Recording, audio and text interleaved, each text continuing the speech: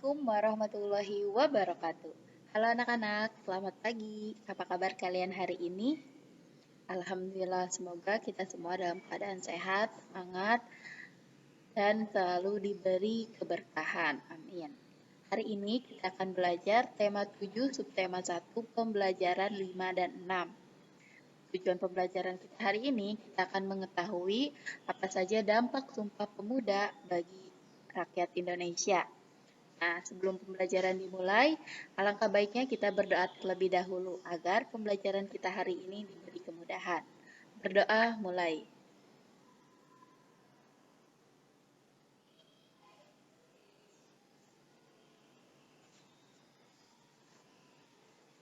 Berdoa selesai.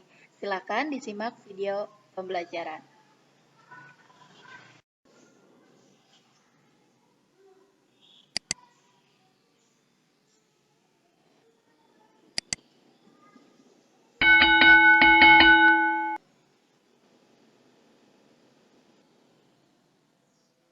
Sumpah Pemuda.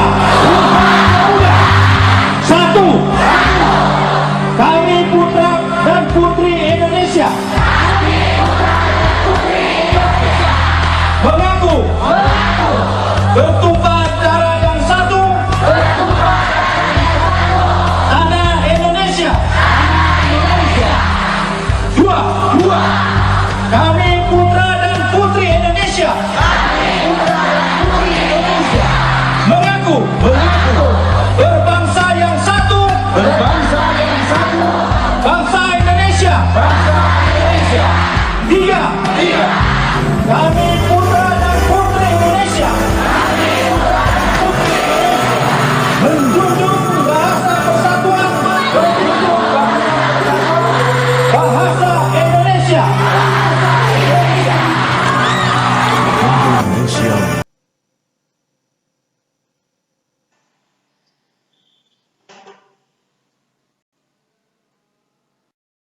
Nah, video yang sudah kalian simak itu adalah isi dari Sumpah Pemuda. Jadi, peristiwa Sumpah Pemuda ini telah membawa kesadaran dalam diri setiap orang akan pentingnya persatuan dan kesatuan untuk membentuk sebuah negara kesatuan yang merdeka. Dari video tersebut, kira-kira apa saja ya dampak Sumpah Pemuda pada tahun 1928 bagi rakyat Indonesia? Dampak Sumpah Pemuda, dampak peristiwa Sumpah Pemuda 1928. Yang pertama, kelahiran Persatuan Indonesia. Ini jelas sebagai awal lahirnya Persatuan Indonesia. Yang kedua, mengokohkan cita-cita kemerdekaan. Karena Indonesia sudah terlalu lama dijajah dan ada rasa ingin merdeka.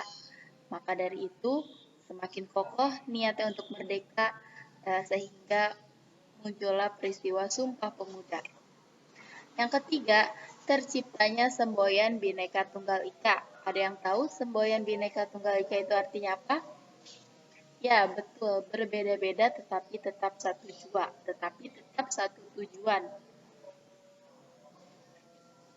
Yang keempat, membangkitkan rasa nasionalisme.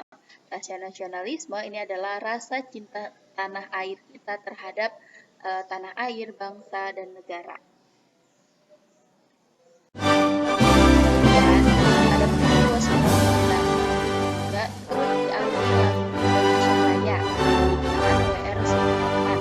Ini sebagai bentuk kebangsaan Indonesia. Ini juga dihasilkan pada Kongres Pemuda yang kedua.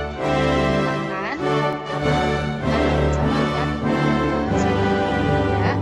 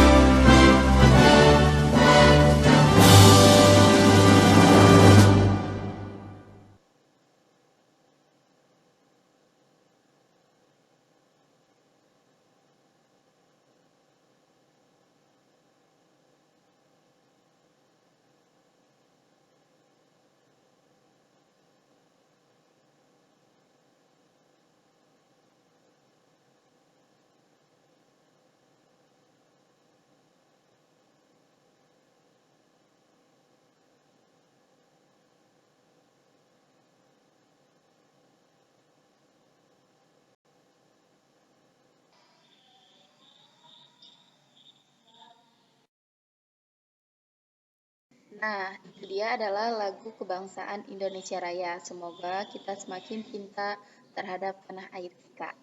Selanjutnya, kita masuk ke pembelajaran muatan pelajaran IPA. Nah, peristiwa mengembun dan menyublim. Di pembelajaran sebelumnya, kita telah mengetahui bagaimana proses mengembun dan bagaimana proses menyublim. Ada yang masih ingat? Nah, Umi bantu ingatkan kembali ya, mengembun ini adalah proses dari gas menjadi cair. Nah, contohnya ini rumput di pagi hari, walaupun malamnya tidak hujan, tetapi rumput di pagi hari akan tetap mengeluarkan mengeluarkan cairan atau disebut dengan mengembun. Selanjutnya, menyublim. Menyublim ini adalah proses dari padat menjadi gas. Contohnya kapur barus. Kapur barus ini kan padat.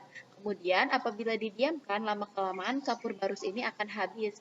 Nah, itu adalah proses dari padat menuju gas. Ternyata tidak hanya itu loh, ada yang namanya mengkristal. Nah, proses mengkristal ini proses dari gas menuju padat. Kira-kira apa ya contoh peristiwa mengkristal dalam kehidupan kita sehari-hari? Contohnya ini adalah uap yodium yang mengkristal. Kalian pernah lihat uap yodium yang mengkristal? Jadi uap itu kan gas, kemudian menjadi padat. Menjadi padat karena apa? Menjadi padat pada saat didinginkan pada suhu tertentu. Nah, ini adalah contoh proses-proses peristiwa proses tersebut. Nih, kalau yang warna merah itu artinya memerlukan kalor dan yang warna kuning melepaskan kalor. Ada yang masih ingat kalor itu apa? Ya, kalor itu adalah panas. Contohnya, misalnya menyublim. Menyublim ini kan warna merah nih, memerlukan kalor. Karena pada saat menyublim ini proses dari padat itu memerlukan kalor untuk berubah menjadi gas. Kemudian dari gas mengkristal ini kuning, artinya melepaskan kalor. Karena pada proses mengkristal, gas ini dilepaskan, kemudian akhirnya membentuk menjadi padat. Nah, kalau mencair yang paling bawah, di sini dari padat, benda yang padat ini memerlukan kalor atau memerlukan panas untuk menjadi cair. Begitupun sebaliknya, dari membeku itu dari cair ke padat, menguap dari air cair ke gas, dan mengembun dari gas menjadi cair. Ini adalah kebalikannya. Sampai sini ada yang ingin ditanyakan? Baik, kita lanjut ya. Selanjutnya kita masuk ke pembelajaran ke-6. Kongres Perempuan Indonesia. Ada yang tahu apa yang dimaksud dengan Kongres Perempuan Indonesia? Kongres itu adalah pertemuan, jadi pertemuan perempuan Indonesia. Kalau di materi sebelumnya itu ada Kongres Pemuda Indonesia pertama dan Kongres Pemuda Indonesia kedua. Pada Kongres Pemuda Indonesia kedua ini menghasilkan Sumpah Pemuda. Nah, ternyata pada masa pergerakan dan kebangkitan nasional itu tidak semata-mata dilakukan oleh kaum pria loh. Kaum perempuan pun turut berperan andil besar dalam usaha-usaha pergerakan Indonesia. Apa saja ya yang dilakukan oleh kaum perempuan? Ayo kita pelajari bersama-sama. Kongres Perempuan Indonesia dilaksanakan sebanyak 3 kali. Yang pertama di Yogyakarta pada tanggal 22 Agustus 1928. Ini dihadiri oleh Nyonya Ki Hajar Dewantara, Nyonya Sukamto, dan wanita lainnya.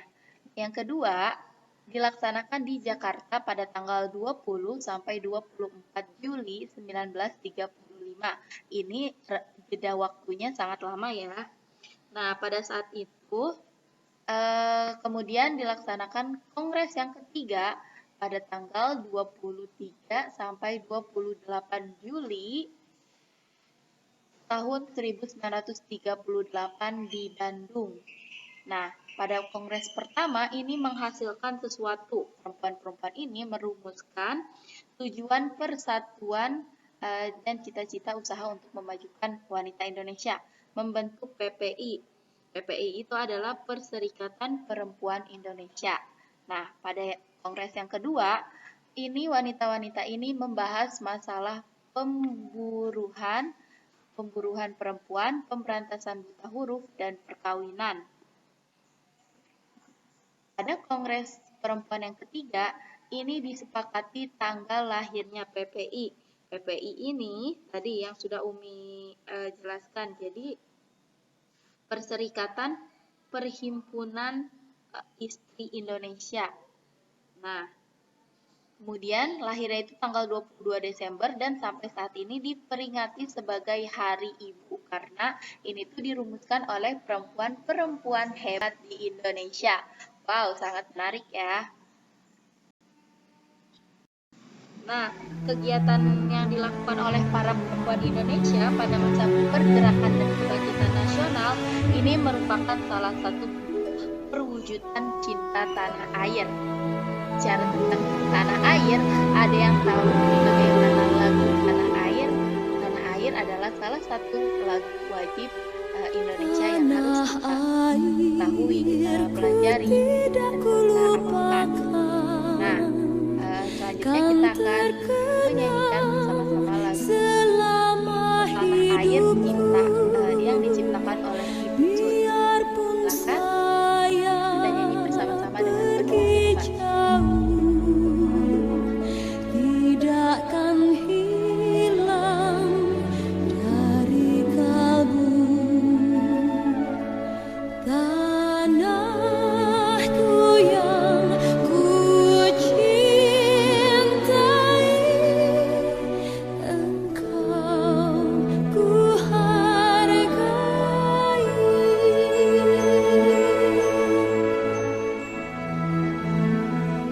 Walaupun banyak negeri ku jalani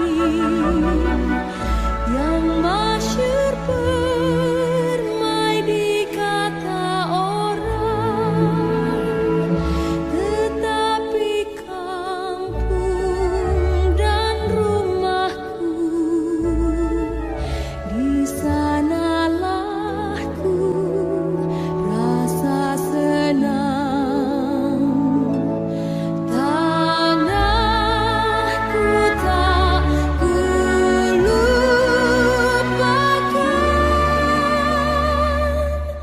engkau ku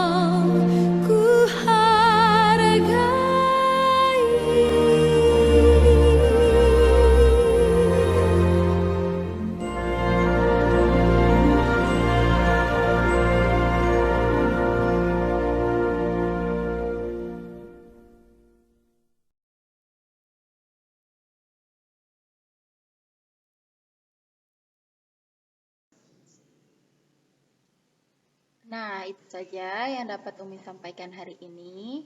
Terima kasih yang sudah menyimak videonya sampai selesai dan belajar dengan penuh semangat. Semoga apa yang kita pelajari ini dapat bermanfaat untuk kita semua, dan yang sudah kita nyanyikan tadi itu dapat menumbuhkan rasa cinta tanah air kita. Umi akhiri, terima kasih. Wassalamualaikum warahmatullahi wabarakatuh.